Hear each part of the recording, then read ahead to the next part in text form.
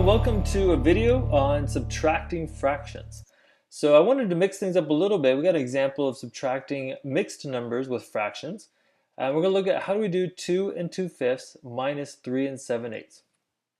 Well, one thing I want to do to make it helpful is I want to actually turn them into improper fraction.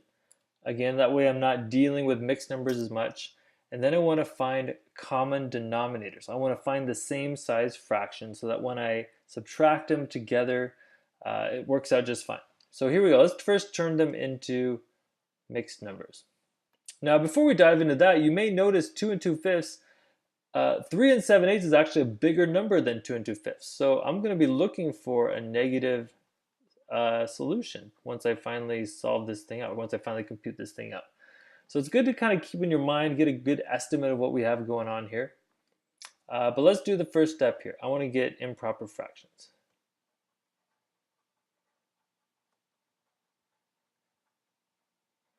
All right, so to turn 2 and 2/5 into an improper fraction, I'm going to take the 5 times the 2 to get 10, plus the 2 on top is going to give me 12/5.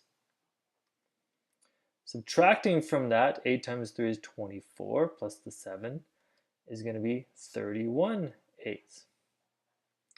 Again, if you want to review how I actually turn that, I have another great video all about how we turn mixed numbers into improper fractions, so you should check that out as well. But here we go. So I got 12/5 minus 31/8, which is all great, but now I need to find common denominators. Fifths and eighths are two very different ways to split something up. Fifths are much bigger than dividing something up in eighths. So I can't subtract these because they're not even the same size fraction. So we need to now, for step 2, we need to find common denominators.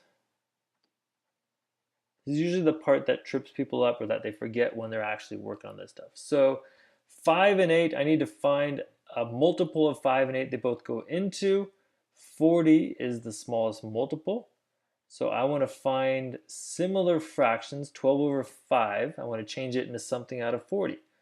Well, 5 we multiply by 8 to get to 40. So I need to multiply 12 by 8 to get 96. 96 over 40 is the same as 12 over 5. Now let's look at my other fraction. I'm subtracting 31/8, but 8 we multiplied by 5 to get to 40. So I need to multiply 31 by 5 to get 155. All right, now it looks like a very different problem, but I've set it up now. The easy work is here. I just have to take what is 96 minus 155. They're the same size fraction. I'm dealing with 40ths. So 96 of them minus 155 of them is going to be negative 59/40. There's my answer in an improper form. So let's change it into a mixed number.